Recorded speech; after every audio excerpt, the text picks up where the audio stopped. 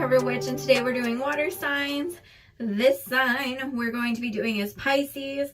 So if your sun is in Pisces, this video is for you. If your Venus, moon sign, or ascendant sign is in Pisces, go check out or stay tuned for our future episodes, because we're going to be doing the second week dedicated to Venus, which is going to be covering love and money. The third week dedicated to your moon sign, which is going to be covering your emotions for the month. And then the last week to your ascendant sign, which is going to be covering, how people view you and how that's going to affect you moving forward. I'm going to go ahead and get started shuffling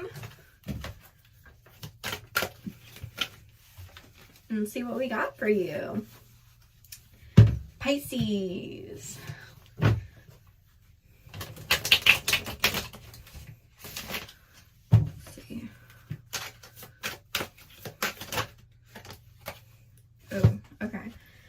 Six of Swords, Queen of Swords reversed, Five of Wands, the Star reversed, Page of Cups reversed, Eight of Swords reversed, Six of Wands reversed, the Magician. Very similar to the reading I did before. However,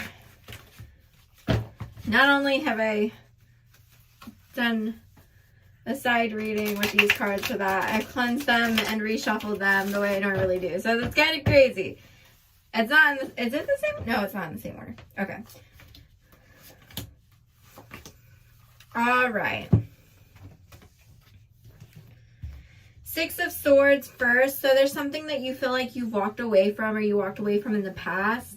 And, I don't know, it kind of seems like you felt alone doing it. You felt like an outcast, and it brought up a lot of emotional baggage for you. You feel like you're carrying a lot. You feel like you have to turn your back on the world because it turned its back on you, kind of thing.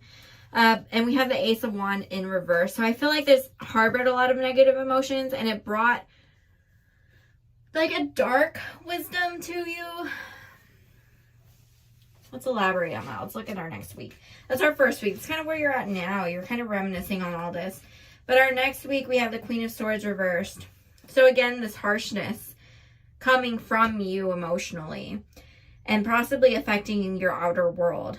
And then we have the Eight of Swords and the Moon, both in reverse next to each other. So there's a lot of confusion. There's a lot that you're not allowing yourself to explore. You just feel lost and like you don't know where you're going. And I feel like that's your whole second week. Your third week, we have the Five of Wands, the Six of Wands, and then the Eight of Cups.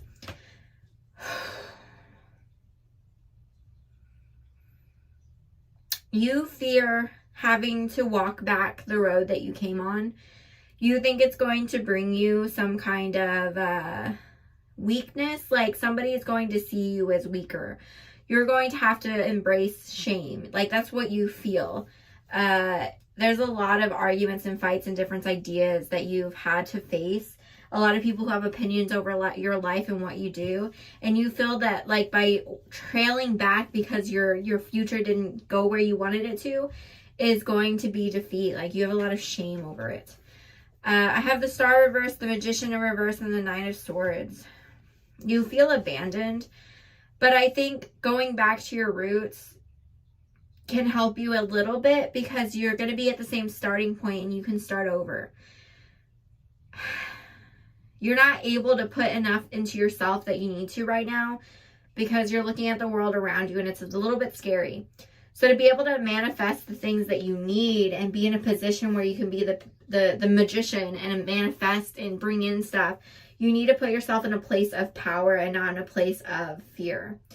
So find people, find your strengths, find somewhere you're comfortable with being, because I think that'll help you.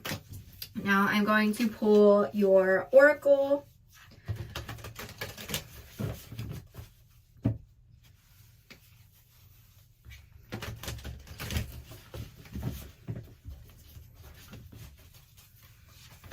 I have the White Witch, be light.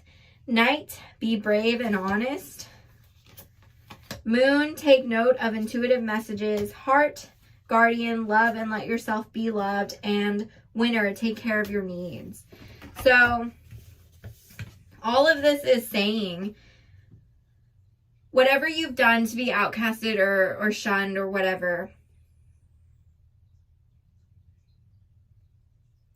disagreements you've had, you need to understand where you are right and where you're wrong and have some integrity in that. I feel like the issue, especially with the people around you, isn't that you have disagreements with them. It's that because of those disagreements, you've tried to hurt other people. That's what the problem is.